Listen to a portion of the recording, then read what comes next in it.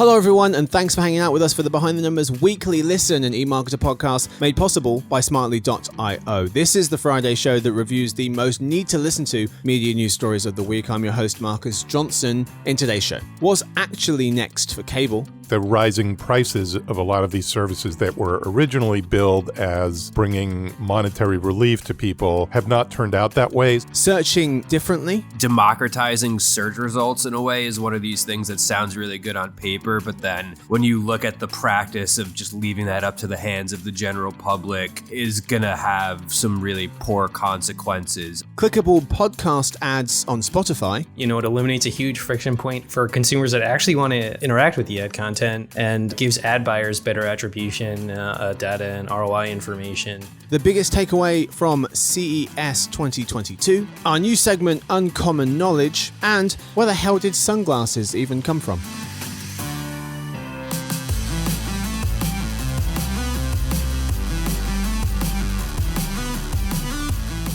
All right, folks, join me for this episode. We have three people. Let's meet them. We start with our principal analyst who heads up our advertising and media practice. It's Paul Verna.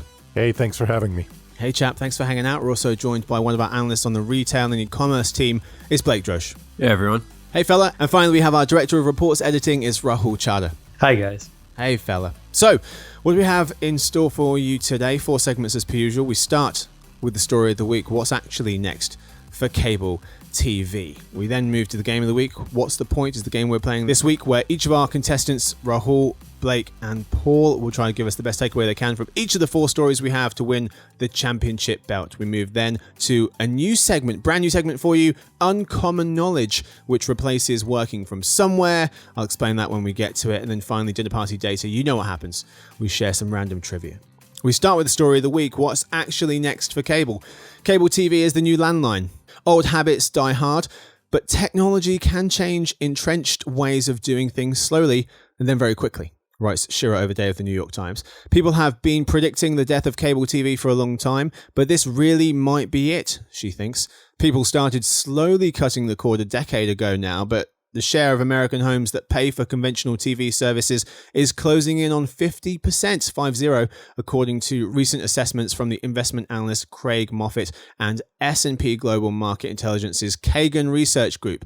Miss Overday draws the comparison with phones, whereby cell phones were around for decades before the percentage of Americans who didn't have a landline telephone at home reached 50%. Just a couple of years ago, around 2017. In the most recent government figures, about a third of American adults have a landline. So it's really, really dropped since then. Paul, I'll start with you because you cover TV and video for us, as well as setting up our advertising and media practice. Your take on the article? Well, I like the analogy that, cable TV is the new landline. I think there's a lot to that.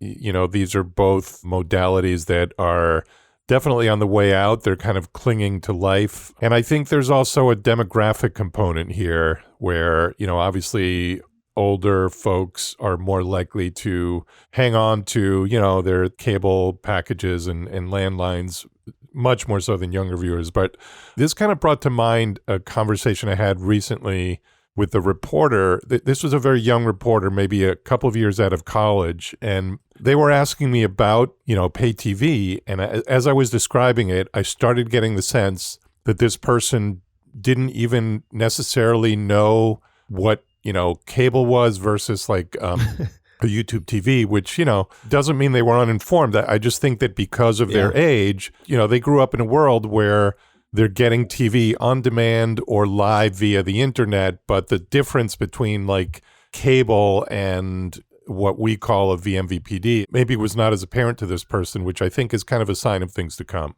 Mm-hmm.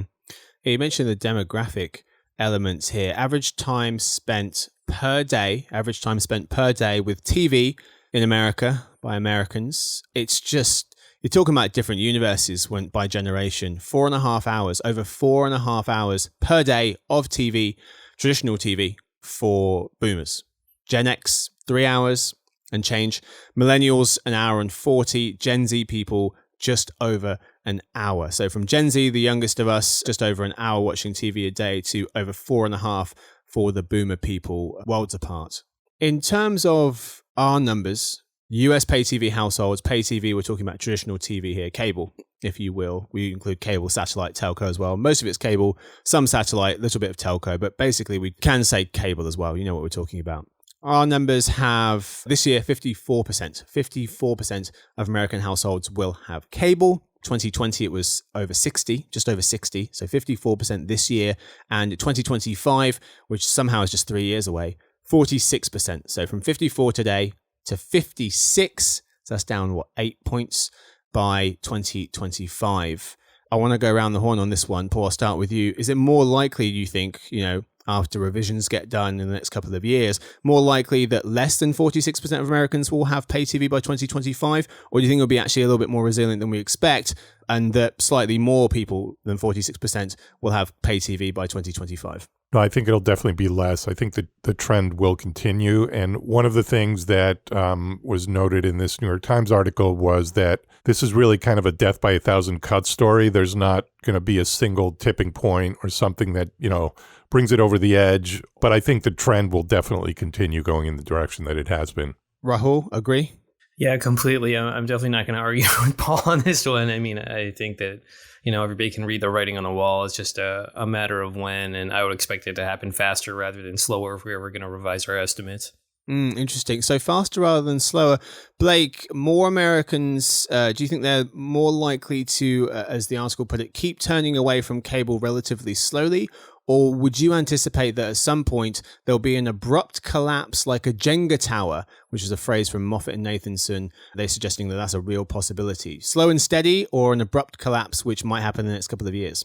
I think it depends, and you kind of have to look at what's going to happen with two things over the next couple of years is expiring contracts with sports leagues that are moving towards digital. If these renegotiations tend to largely favor digital streaming services, that I could think you could see more of a sort of like a Jenga-like collapse. However, on the other hand, the price of these streaming services keep going up to the point where they're basically the price of cable at this point. And if you're a traditional TV user and you can't find an adequate digital replacement that's going to have all of the channels, including local sports and some of the more nuanced stuff like that you can get with your current cable subscription, and your price isn't going to be any better, then I think that could actually retain a lot of the existing holdouts that we're seeing right now with cord cutters. I think two of the points you just brought up, Blake, support the kind of drip story as opposed to the Jenga tower. Sports contracts are very long-term, so they're not going to just suddenly pivot to digital overnight.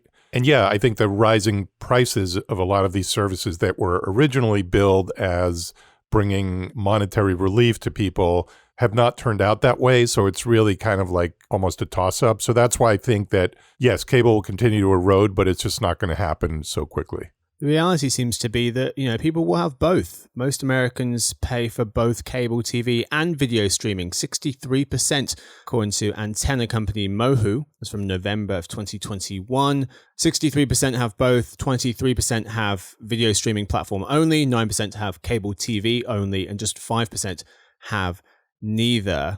Paul, quickly to you to wrap things up. US TV ad spending, traditional TV ad spending in 2008 was $61 billion. By 2019, it had grown by 10 to 71. So from 61 to 71 in that decade, and then dropped right back down to 61 from 2019 to 2020. So wiped away all the gains it made in that decade in just 1 year. And then we'll rebound back up to 67 billion this year, and will be pretty much the same in 5 years' time. So was it 61 up to 71 after 10 years, down to 61 again after just 1 year, bounce back up to 67, and will stay there for the next couple.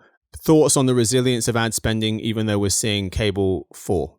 Yeah, I mean, ad spending is definitely going to flatline from here on in on traditional TV. So we're not going to see any more growth, except maybe, tiny little bit, maybe in a election year or something. But yeah, World Cup. Yeah, but that's it. I mean, we've seen the end of it. What's interesting, though, is that the fall of the audience on traditional TV is a lot more precipitous than the fall of ad spending. So if ad spending is flat, then, the audience is going down, but ad spending remains flat. It does show that TV ad spending is surprisingly resilient. Part of it is coming from the growth of addressable, which is like a whole other topic, but the fact that more and more of these cable systems are giving advertisers the ability to target in a more refined way than they were used to previously.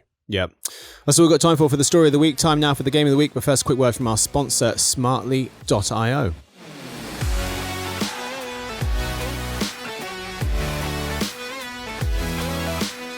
Hi to all the social media marketers out there. Listen up. Social platforms have become more important than ever for brands. You know this. So if you're looking to scale your social advertising in 2022, look no further. Smartly.io is number one in social media advertising. They help brands automate every step of the process by combining creative production and ad buying to unlock greater performance. To get the brand new 2022 Social Advertising Trends Report, go to smartly.io/eMarketer. Right, folks, we are back. Time now for the game of the week. Today's game, what's the point? Where I read out 4 stories and have contestants Rahul, Blake, and Paul tell us what they think is the main takeaway of each of the stories. Okay answers get 1 point. Good answers get 2. And answers that give you that same feeling as when you find something cool at a thrift store and it actually fits you perfectly. Answers that leave you with that feeling, they get you 3 points. Each person gets 20 seconds to answer. Before they hear this, whoever has the most points wins, gets the last word. We start with Rahul, searching differently. U.com wants to remake the search engine as an alternative to Google's One True Answer, notes Andy Robertson of The Verge. Google's so-called One True Answer is a featured snippet where Google takes one of the 10 web listings it normally displays and puts it into a special box to highlight it as seemingly the best of all the results at the top of the page, the listing that may fully answer your question, writes Danny Sullivan of Search Engine Land. Founded by 2 former Salesforce employees, U.com offers a grid of answers organized by source, as opposed to the typical list format. The results tiles are organized into categories like web results, news, results from Twitter. You can upvote and downvote specific categories, so when you run searches, you'll see preferred sources first, neutral sources next, and downvoted sources last. Rahul, searching differently, what's the point? I'm not honestly sure what the point is. I took a look at the website and I feel like, their value prop is that they have a different UX for a search engine. And that doesn't just seem like a strong moat to me when you're going up against Google. If Google finds that they're a competitor, they can just copy the design, I would expect. I think, the other search engines that are more strongly differentiated are the ones that have a privacy focus. To me, I think, those are the only people who are going to draw users away from Google, who's, according to estimates, their market share is probably around 90%, I would guess.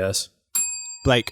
Yeah, I think just democratizing search results in a way is one of these things that sounds really good on paper, but then when you look at the practice of just leaving that up to the hands of the general public is going to have some really poor consequences. I mean, if you look at the number of things that can get downvoted either by bots or just by groups of trolls, then, it's something that can be exploited fairly easily. And if the search results for this platform are largely impacted by the, up and down of its user base, then that's not going to necessarily make the search results more optimal. Paul. I like the idea of being able to filter by source, but to Blake's point, I think the ability to do that brings up a lot of potential unwanted consequences. And the fact that this new way of searching, this company is basically, it doesn't have a business model, suggests to me that it probably doesn't have much of a chance to survive in the real world. So I tried it out. Pretty cool. I thought, searched for Lakers trade. And you can jump straight to the ESPN articles, the Sports Illustrated ones. I guess I could have just added that to the search box. But yeah, I thought the design of it was something different, which was cool. But to your point, you're going up against Google, for crying out loud. Story 2, we start with Blake. Clickable podcast ads on Spotify. US advertisers can now run clickable ads within the Spotify app, writes Insider Intelligence analyst Rachel Wolf.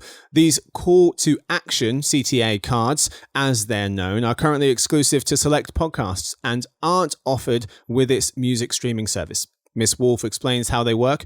Quote, once a podcast ad starts playing, the CTA card pops up within the app, giving the listener the ability to click to a brand's site or product page. These ads are not limited to the podcast page. They will also appear later as users navigate the app, close quote. Blake, clickable podcast ads on Spotify, what's the point? Yeah, I think it's an enticing tool for advertisers, considering that most people listen to podcasts while they're occupied doing other things. So especially that callback feature where someone who's either listening to a podcast while they're doing something and quickly favor it or just get the URL popped up on their phone or maybe be served it afterwards is going to be a nice recall feature, because I would assume that a lot of people listen to an advertisement on a podcast, maybe get enticed by the product or whatever's being offered, but then forget about it because they're in the middle of exercising or doing the dishes and their hands aren't free at the time. So I think it's a valuable feature. Throws the yellow flag, delay of game on Blake. That was a thrift penalty. store answer, though. So, 15-yard penalty. You can't always, this is an Amazon, this is a thrift store. It takes time to find the quality items. Repeat first down. Paul. Tried. Yeah, I think anything that makes podcast ads easier to sort of track and brings more attribution to them is a good thing. And I think the way this has been, explained or presented seems to indicate that Spotify has taken into account the fact that, they're not trying to interrupt whatever experience you're having when you can't look at your screen, but they're giving you the chance to revisit it later, which I think is potentially a game changer for advertisers. Story 3, the Superest super app. Major. Did I not get to answer that one? Did you not go? No. I'm so... So Blake got a yellow card and Rahul got benched. I got the red card. I got ejected. I'm so sorry. Yes, Rahul, it's your turn. I think this is a great look for Spotify. It eliminates a huge friction point for consumers that actually want to interact with the ad content, and gives ad buyers better attribution, data and ROI information. So yeah, I think this is a huge win for Spotify. Podcast ads generally trail the feature set of digital ads. So, I think it's a win-win situation for Spotify and the ad buyers. Sorry, Rahul. No worries. That's 3 points though by default. Round 3. Superest super app. That's where we'll go. Paul, you're up. Major apps grew larger than ever during 2021, launching a deluge, which is just fun to say, of new features and piling up acquisitions in a race to beat out competitors and become the definitive super app for their service, writes Insider Intelligence analyst Daniel Konstantinovich. He offers 3 examples of Western super apps: Spotify's quest for audio, Uber's delivery pivot, and Netflix's home entertainment push. Paul, what, in your opinion, is the superest super app of those 3? None of the above. I'm going to say Amazon. None? Amazon is the super app. It basically delivers everything right along the spectrum of commerce, entertainment, and a lot more. I think the 3 mentioned here are basically these companies going into logically adjacent markets, but I don't think that any of them are going to really become like a super app in the sort of Chinese model, except for Amazon. You didn't even attempt to answer the question, but good answer. Rahul. Out of these 3, I'd put my money on Uber. I think the consumers are conditioned to make transactions on Uber. You could expand the types of transactions, and Uber can dip into those share of transactions to just drive up their revenue. And I think they're sort of best situated to capitalize on their existing user base and get them to adopt like new and different behaviors. Blake. Yeah, I agree with Paul. It's a total misnomer to call any of these things super apps. If you look at sort of the Chinese model, that combines everything from like a WeChat will combine everything from like a social network, commerce, entertainment, messaging. You can even like file for a divorce on WeChat. You can do so many different things, so many different aspects. These are expanded features of the same product offering. Paul said Amazon. I think that's good. I think Apple is also something that doesn't get, because it's not necessarily a centralized app, but it's the centralized platform that has storage, communication, Apple Pay. It has entertainment. So I would go with Amazon or Apple as the closest things to super app in the West. None of these really even qualify. Move to our final round. We start with Rahul. The biggest takeaway from CES 2022, many technology companies pulled out of an in-person presence this year at the annual Consumer Electronics Show in Las Vegas. But the show must go on sometimes, and that it did. Deere & Company introduced the world's first autonomous tractor. Kohler has a new $8,000 voice-controlled tub, and L'Oreal, meanwhile, has a gadget to automate coloring your hair at home, according to an Axios article by Ina Fried and Joanne Muller. Rahul, the biggest takeaway from CES 2022, what's the point? There wasn't any one wow moment that stuck out to me. Most of the products coming out seem iterative instead of radically game changing. But the things I found most interesting were the evolution of these haptic devices that incorporate that kind of feedback that are designed for the virtual world. So it seems like there's a bunch of hardware companies that are really buying into this idea of the metaverse and banking on the reification of that idea in the near future. Blake. My favorite was this BMW that the exterior can change colors on the fly, just because I think that the first televised car chase in which there's a fugitive running from the law, and it's we got to make on a red BMW. It's and imagine if O.J. Simpson had that car and you're watching it go down the 5 freeway, if the white Bronco turned to an orange Bronco to red. I just think it'd be cool. So I'm looking forward to that. Paul. Well, I think if the metaverse were as ready for prime time as so much of the media hysteria makes it sound like, then this entire CES would have been held in the metaverse since it couldn't be held in the real world. I'll also say that as far as the Kohler voice-controlled tub, just to harken back to last week's Weekly Listen, I have my butler do all that stuff, so I don't really care about any kind of voice control on a tub. You're the worst, Paul. That's what we got time for the Game of the Week. This week's winner is Rahul. Congratulations to Rahul, because Paul and Blake made no attempt whatsoever to answer the third question, even though there were some pretty good answers. We died on our swords. Follow the rules, guys. That's the takeaway. Yeah. Rahul was doing so well that Marcus didn't even make him answer one of the questions. I know. Don't even worry about it, Rahul. You've already won. Moving on. He benched him in the fourth because he had already had such a great performance. It was a blowout.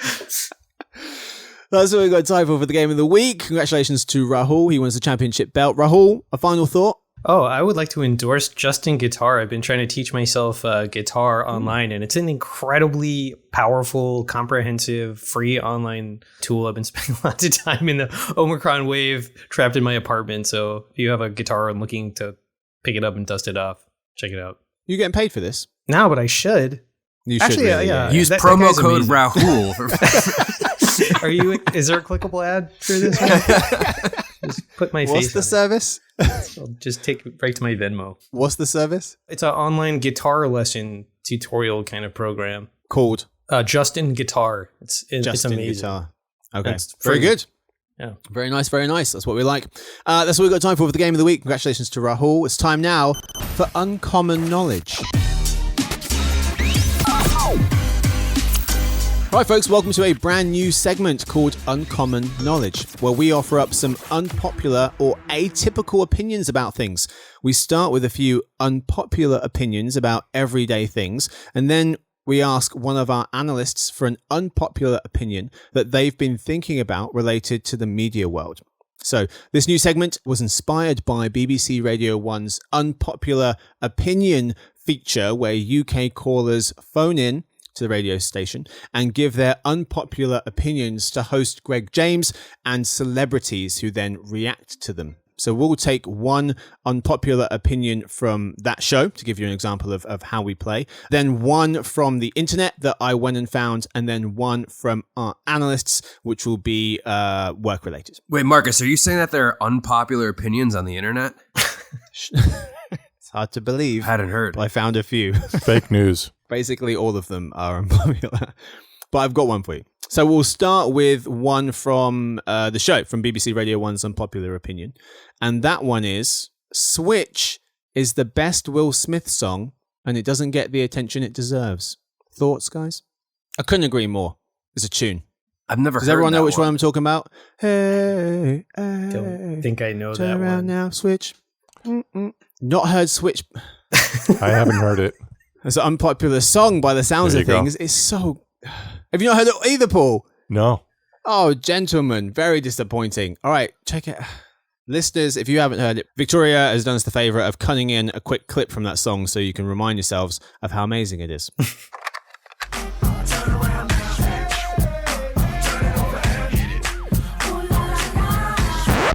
He's got some good ones. I mean, it's hard to break into the top 3, even the top 5. I went back and had a look. Men in Black, Miami, Getting Jiggy with It, The Fresh Prince, a classic, Just the Two of Us. He's got a lot of classics. Summertime, I think that. Summertime, put that up there. Yeah. My favorite's Wild Wild West. Parents Just Don't Understand, the original. What's that? It's the original Will Smith, DJ Jazzy Jeff hit. Yes. Yeah. Put him on the map. There's so many. Wild Wild West is up there for me. It's underrated. That's my unpopular opinion. Anyway, I'm glad you guys haven't even heard that song. That first part of the segment went really well. We move now to an unpopular opinion from the internet. Strawberries are overrated. Ooh, controversial. Thoughts? I couldn't agree more. I feel like a lot of times the aesthetic doesn't deliver on the expected taste. You know what I mean? They can look amazing and just taste kind of like water. And also the seeds are a problem, It's like you got to floss. It's just like Julia Roberts in Pretty Woman. You got to break the floss out afterwards. Yeah. I don't think they're that different from any other fruit. A great strawberry is a thing of wonder, but most of them are kind of mediocre. And it's I think it's true of most fruits and vegetables. That's a fair opinion. I think the artificial strawberry flavor is very strong. Like most, like a Pop-Tart, it's definitely up there in terms of the best flavor. Whereas a blueberry artificial flavor is kind of hard to pull off. Sometimes it's gross. But I feel like the strawberry is definitely a good one. So maybe that sets too high a bar for the real strawberry. Maybe. Can't live up to that. Wait, Blake, just to confirm, you weren't suggesting that strawberry flavored Pop-Tarts was the best flavor Pop-Tart, were you? No, but it might be the Goodness. best fruit flavored Pop-Tart. No, come on, cherry. No, cherry's the Don't worst. be this way. No, it goes strawberry, blueberry, cherry. No, strawberry Everybody can get knows second that. place at best. No. Rahul, where are you on Pop-Tarts? Favorite flavor? Oh, Pop-Tarts, I think they're disgusting. Oh. It's like eating He two must be pieces silenced. of cardboard with a jam sandwiched in between it. Paul, come on, bring us home. Cherry? Pomegranate. Oh, that's Pomegranate. Pomegranate was not even a thing. Is that some obscure limited edition? I don't know if Kellogg's Pop-Tarts, the actual Pop-Tarts, come in pomegranate, but I know I've had some variety of Pop-Tart like pastry that was pomegranate flavored, and that's my go-to. So yeah, and there's no such thing. That's entirely made up. Maybe, but I mean, you're saying these are unpopular opinions, and hey, what's more unpopular than something that doesn't even exist? I have this argument with Lucy Cook, who works at Insider Intelligence, about once a day. Cherry's the best. It's not even close. Anyway, let's move to our final unpopular opinion. We have one from one of our panel, one of our guests who's joining us today, and Rahul is going to offer up an unpopular opinion for today's episode. Rahul, what have you got for us? Yeah, my hot take is really that sustainability is silly from a business perspective.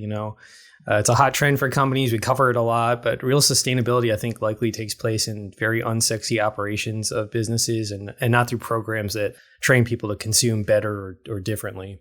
So we were talking before the show about this, and your point is such a good one. Basically saying that it seems as though a lot of the effort is spent on the marketing of this as opposed to the actual implementation of sustainability. Yeah, absolutely. I think for most companies, the way we discuss sustainability is as a messaging issue. It's not really about the sustainability program, but how is the company communicating that they are sustainable? Blake invoked the phrase greenwashing in our earlier discussion, which I think applies in a lot of cases. And it's really just trying to figure out, are these processes actually the most environmentally beneficial, or are they just ways of demonstrating that, hey, we've checked this box really?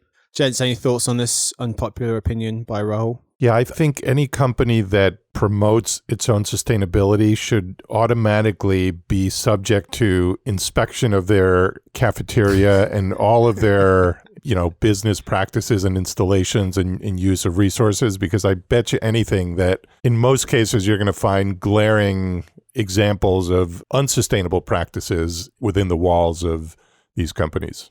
Yeah, I also think that the need to market sustainable business practices is also something that's somewhat overblown. I mean, there is a lot of consumer research out there that does indicate that large swaths of the population, particularly young people, particular people living in urban areas, do want to shop sustainably and buy sustainable products. But there's also a huge gap in what we see, the companies that generate the most revenue and the brands that are most favored by consumers, and countless sort of, all these different surveys that don't necessarily add up. So it is sort of a sentiment thing, both on behalf of the businesses and the consumers. And it's something that could be marketed, yes, potentially to a brand's favor. But I think that it's something that is potentially overblown on both ends as well, and not nearly as important among consumers as things like value and quality are of products. Mm-hmm. All right. That's our unpopular opinion from our analysts, from the internet, and from the show as well, from Radio 1. So we've got time for Uncommon Knowledge. It's time now for Dinner Party Data. This is the part of the show where we tell you about the most interesting thing that we've learned this week.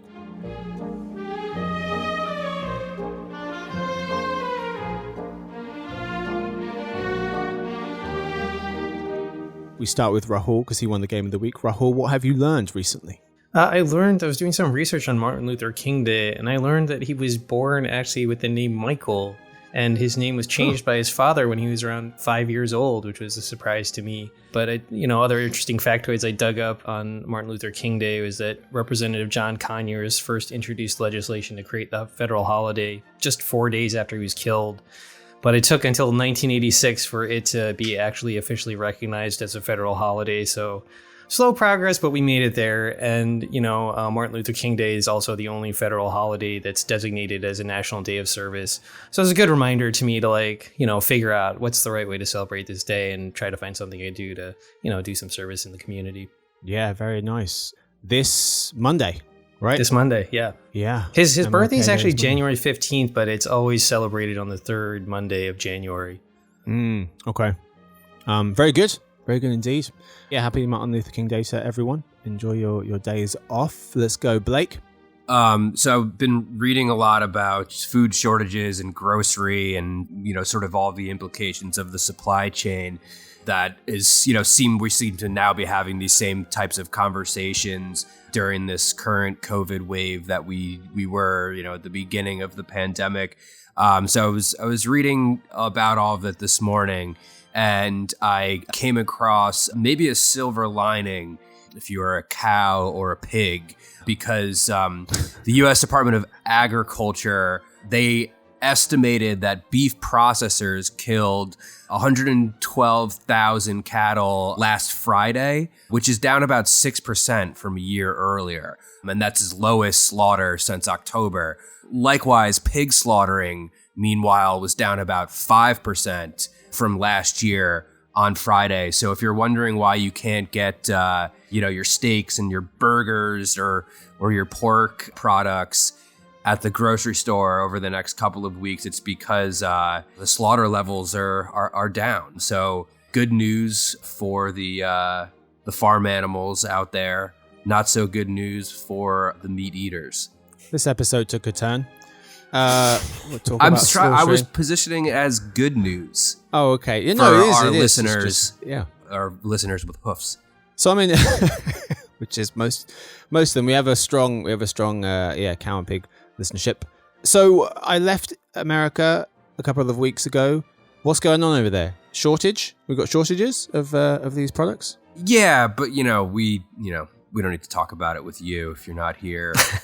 We don't want to, we don't want you bad mouthing us over there talking about how we're running low. Everything's fine here, Marcus. Don't worry about it. Just mind your own business. I'd offer to bring some over, but it's hard enough trying to get a Sprite on board.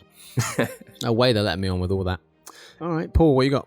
Yeah, speaking, as Rahul mentioned, Martin Luther King and his original or given name, I just heard that the CEO of Signal, the company best known for its encrypted messaging technology, stepped down.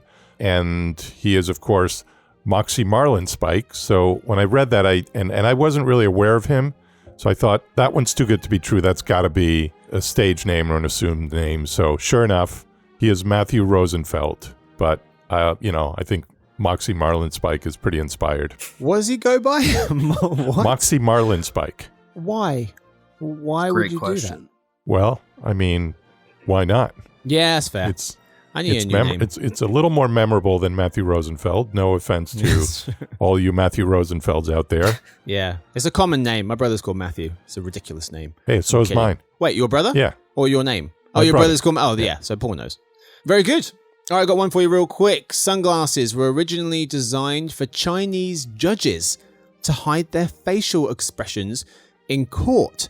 So some of this research comes from the Smithsonian.org.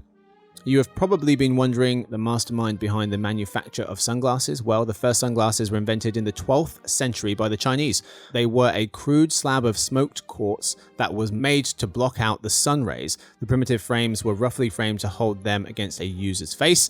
These darkened lenses were, however, not vision corrected, unable to protect against harmful UV rays, and made only for the rich. They had the advantage of protecting excessive sunlight from constantly shining on the user's face. Initially, the Chinese used sunglasses to hide their emotion from other people when speaking to them. This was particularly common in the Chinese law courts, where the judges covered their eyes using sunglasses to prevent themselves from predicting their possible verdict based on their facial expression. They also wanted to seem emotionally detached from the proceedings and conceal their feelings when questioning criminals. That's where they came from. I wonder if anyone at the time said sunglasses are the new poker face. I love the fact that it was a fad among rich people at one point to just put rocks on your face. Rich people. They're the worst. That's all we've got time for today's episode. Thank you so much for hanging out with me, to Paul. Hey, thank you. And just speaking of rich people, just a special shout out to my butler. Oh my goodness. Thank you to Blake. Thanks for having me. And thank you to Rahul, this week's winner of the Game of the Week. Thanks, guys. Thank you to Victoria. She edits the show. Thanks to everyone listening.